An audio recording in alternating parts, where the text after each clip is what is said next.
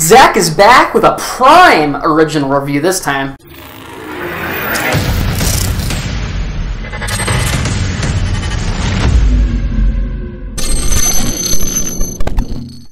Today, you guys, I have a treat for you. Today we're going to be reviewing The Boys. To be honest with you, when I first got the wind of The Boys, it didn't look like a superhero show. The front page just shows like kind of a bunch of like almost like street thugs, basically. But oh, they fooled me. The Boys, I'm pretty sure, is a satire of contemporary superheroes. For example, the main group of superheroes are called the Seven, and they're pretty much comparable to the Justice League. For example, they have Aquaman that kind of has that stigma of not being able to do anything, or basically being the worst character. They have the Batman character that's all in black and throws stars and knives and things like that.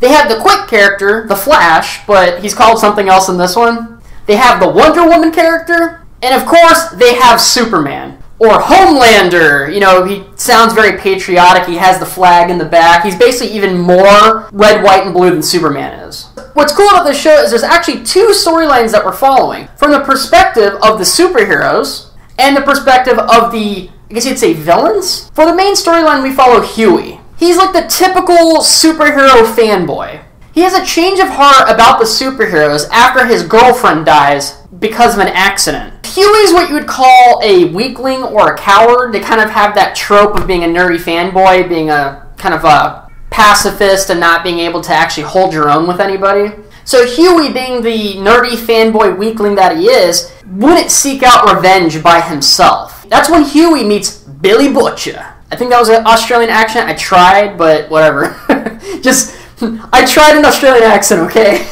They said that he's British in the show, but it sounds more Australian than British to me. Billy Butcher is the ringleader of a group of characters called the Boys. You could classify them as supervillains because they do have a criminal background. What's cool about the Boys, though, which I wasn't expecting, because I was more expecting if it was going to be a superhero versus villain show, that the villains would also have superpowers as well, like supervillains.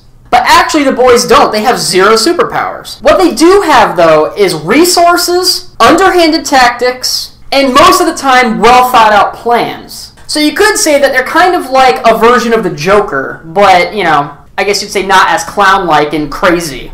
Their plans usually consist of blackmailing the superheroes and getting information about them. They also like putting out dirt on the superheroes, and they put it out in the mainstream, so it basically discredits them and ruins their reputation. And if they can learn the superhero's weakness, they'll actually go out of their way and try to kill them. But don't feel bad about the superheroes, you guys, because at first I was thinking, like, is this going to be one of those shows where it's like, you're just going to be on the ride of the villains the whole time, and they're just going to be killing, like, I guess you'd say good people? But no, no, no. The superheroes are a bunch of assholes.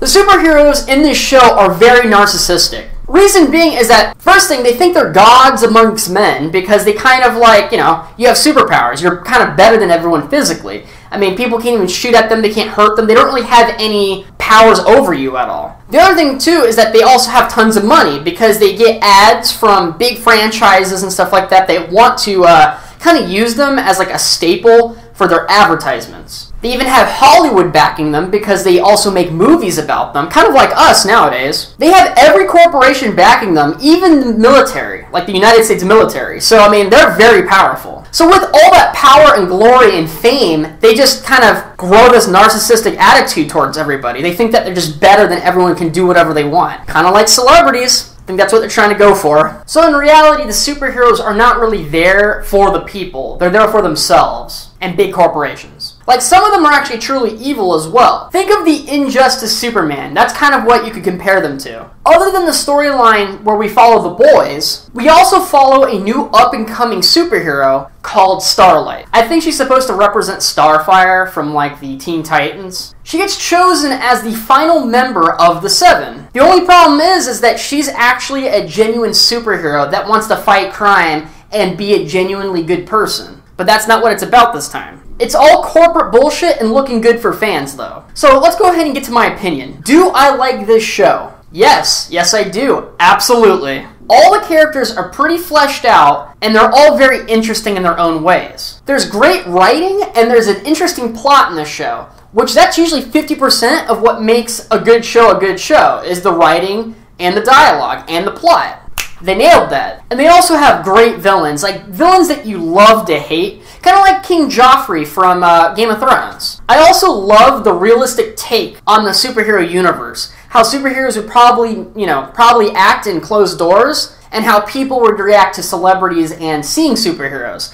I just think it's a very interesting plot line, and the way they show it in the show is very, very well done. And this show isn't PG-13. There's actually a lot of gore in it. Like when Superman is like zapping people with his eyes, it's not like a little, there's some smoke coming off them. Like he cuts them right in half. Like they just fall apart and things like that. Like it's gross, but I like gore, so it works perfectly for me. But it's not a superhero show for little kids, so don't, be having your nephew or something watch them. The show's gore is very comparable to Tarantino-like gore, you know what I mean? Like from Kill Bill or something like that. Lots of blood, lots of splatter. It's very over-the-top and dramatic. I like it. There's a lot of interesting plot points that I don't want to spoil, so this is all I'm going to tell you guys. And this show gets absolutely a Z.